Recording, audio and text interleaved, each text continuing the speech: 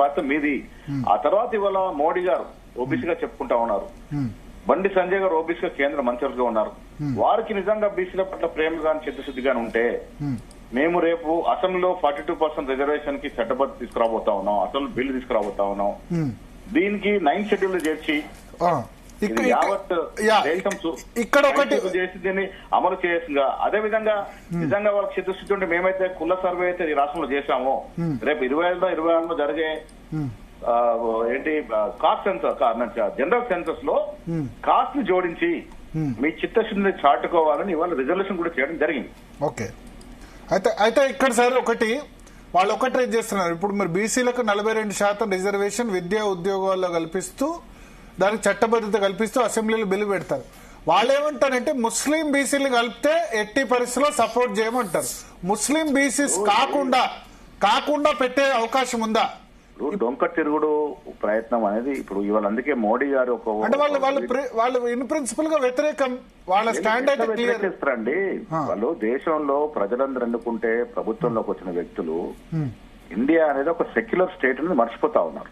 అంటే ఇప్పుడు ముస్లింలు కూడా జన్మత హక్కుదారులు అనేటువంటి అంశాన్ని మర్చిపోయి మాట్లాడుతా ఉన్నారు కేవలం ఓట్ల కోసం. మిగతా బీసీలు ఇప్పుడు మీరు ముస్లిం బీసీలు తీసేస్తే, బీసీఈ గ్రూప్ తీసేస్తే మిగతా బీసీలు బెనిఫిట్ అవుతారు కదా, మీకు కూడా ఎందుకు పట్టుదల? ఇప్పుడు దాన్ని ఇప్పుడు బీసీలో బీసీ వాళ్ళకి ఇప్పుడు చిత్తశుద్ధి లేక దీనికి చట్ట పద్ధత ఇవ్వకూడదని ఒక దురుద్దేశంతో ఏదొక మెలుపు పెట్టాలి కాబట్టి, ఏదో ఒక ఆకు తీసుకోవాలి కాబట్టి ఈ ముస్లిం తెరమకు తీసుకొస్తా ఉన్నారు. కానీ మరి బీజేపీ నుంచి అయితే ఇది ఎక్స్పెక్ట్ చేయలేరు. వాళ్ళు అనేది ఏంటంటే ఇప్పుడు బీసీల్లో ఆల్రెడీ ముస్లింలో చేర్చిన దూదేకుల గాని, నూర్ భాష గాని, ముస్లిం చాకలి గాని వీళ్ళ విషయంలో మేము మద్దతు ఇస్తాం. ఇప్పుడు మొన్న రాజశేఖర్ రెడ్డి గవర్నమెంట్, కాంగ్రెస్ గవర్నమెంట్ ఏదైతే బీసీఈలో చేర్చిందో, భరత్ గారు వీళ్ళు తప్పుదో పడుతూ జనాన్ని తప్పుదో పట్టిస్తా ఉన్నారు.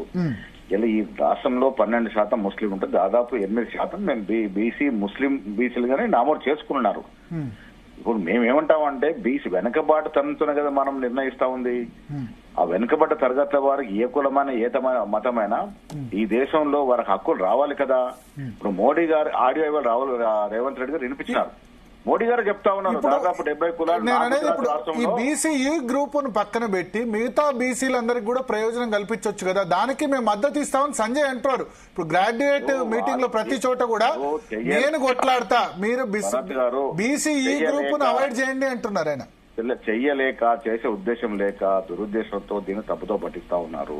సేమ్ వాళ్ళు మిమ్మల్ని కూడా ఇదే అంటున్నారు, మీకు చేసే ఉద్దేశం లేదు కాబట్టి. ఈ రాష్ట్రంలో బీసీల జనాభా 51% చూపించినారు. 4 అంశాలు పెట్టినారు, 4 కేటగిరీలు. దాంట్లో సెపరేట్ గా ముస్లిం చూపించలే. మేము 56% చూపించినాం. ఆనాడు 21% ఓసీలు చూసి ఇలా 14-15%. కానీ బీఆర్ఎస్ ఏమంటారంటే వాళ్ళు 61% అంటారు. 51% హిందూ బీసీలు, 10% ముస్లిం బీసీలు, 61%. మా లెక్కల్లోనే 3,60,8,00,000. వారి లెక్క ఎక్కడుంది? ఏ ఆధారంతో మాట్లాడుతా ఉన్నారు? అది ఎంసీఆర్ వెబ్సైట్ లో పెడితే మీరు తీసేశారంటున్నారు. లేదు, తప్పుడు అబద్దాలు ఆడడం కూడా అర్థం ఉండాలి. వాళ్ళు దాని అసలు టేబుల్ చేయలేదు. నాయన కొడుకు అల్లుడు దగ్గర తప్ప ఎక్కడ టేబుల్ చేయలేదు. అది అధికారం ఎక్కడ టేబుల్ చేశారు?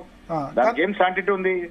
కానీ ఎంసీఆర్ హెచ్ఆర్డీ వెబ్సైట్ లో ఉంది. దాన్ని మీరు రాగానే అసెంబ్లీలో పెట్టగానే మీరు తీసేశారు.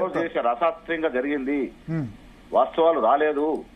ఇది గందరగోళం అవుతాయని బయట పెట్టలేదు వారు. ఇవాళ శాస్త్రీయ పద్ధతిలో నేను చేసిన సర్వేలు ఇప్పుడు నా ఇంటికి వస్తే నేను సంతకం పెట్టి నా డీటెయిల్స్ అని ఇచ్చినాను. It's self declared document. ప్రతి కుటుంబం యజమాని అదే రకంగా ఇచ్చినారు. ఇది పూర్తి పరిపూర్ణత జరిగిన సర్వే. బీసీల పట్ల చిత్తశుద్ధి లేక బీజేపీ వారు డొంక తిరుగుడు మాటలు మాట్లాడుతా ఉన్నారు. దీన్ని ప్రజలు అర్థం చేసుకోవాల్సిన మేము కోరుతా ఉన్నాం.